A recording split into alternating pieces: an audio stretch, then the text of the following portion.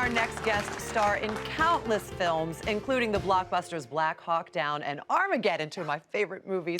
He is now making his directorial debut with the film Cold Brook. Please welcome to our home, William Fichtner. Welcome, William. Thank you for being here. Yeah. We're all so Great excited. to be here.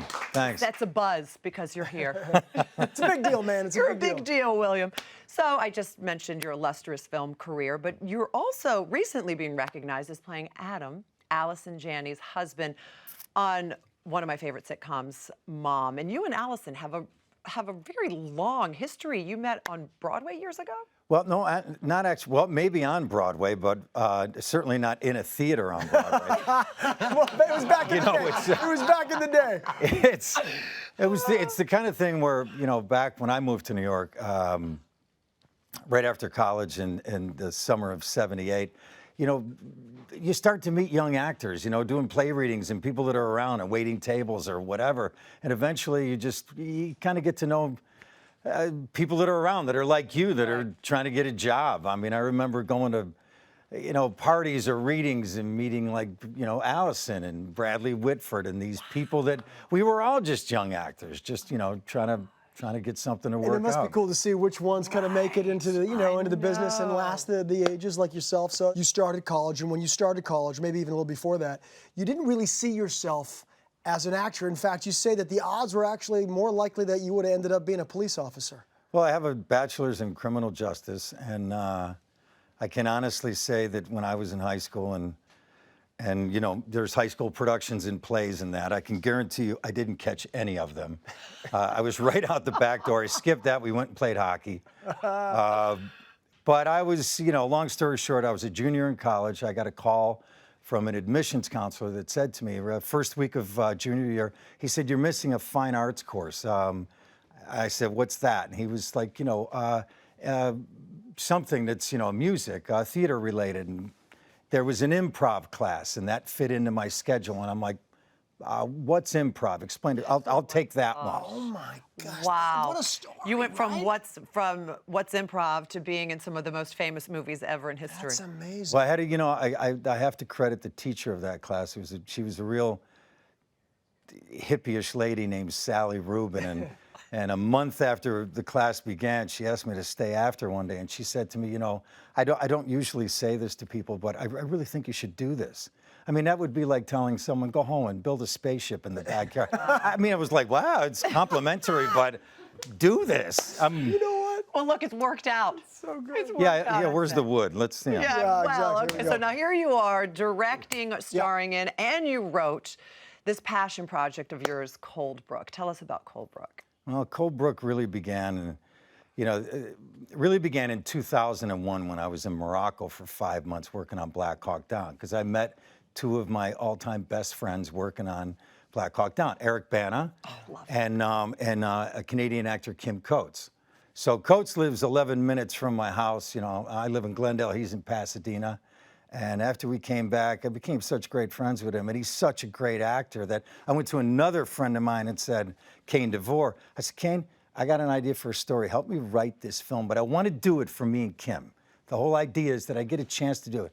I have an idea about a story about friendship and a couple of guys in a small town." And so that began the process of writing the film. And, you know, two guys just a couple of ordinary guys and that have an extraordinary experience and ultimately have a decision to make whether they do the right thing. Well, you've made it happen. I'd love to show everyone at home a little clip of this. Take a look. 108 people died on that ship. I remember I was on the deck. The water was spilling out all over.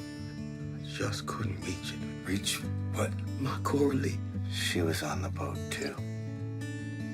How the frick do we tell who about this? And I'm feeling all this stuff that we can't really share with anybody. You know what? You guys are acting really freaking weird.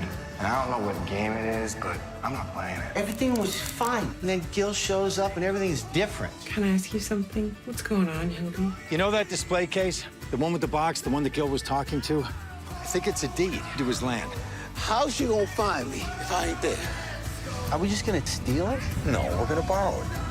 You would put this family, this place, everything at risk? He needs to go home.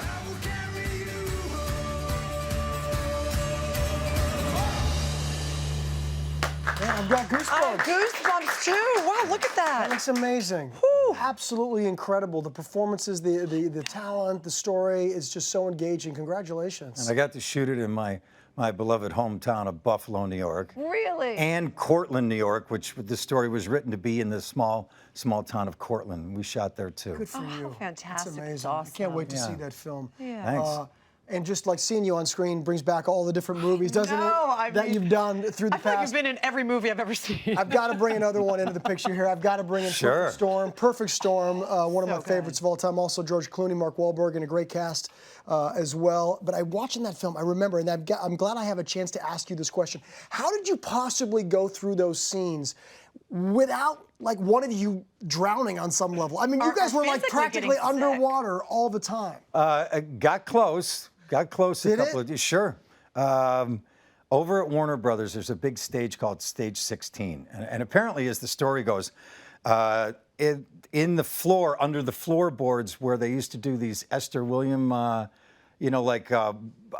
musicals, and they were like synchronized swimming, big movies Right, with the right. camera on top, and everybody was in. Yeah. That was the sync of that. stage. Well, there was a pit there under the floorboards that was, I believe, 90 by 90 feet and about 24 feet deep. So they uncovered the floor. They built a replica of the boat for the Perfect Storm, the Andrea Gal. They put it in there, filled it up with water, green screened it. So we shot for 2 months. We shot all of the storm sequences in there because, of course, you have to control it. You can't go out on the ocean. People could get.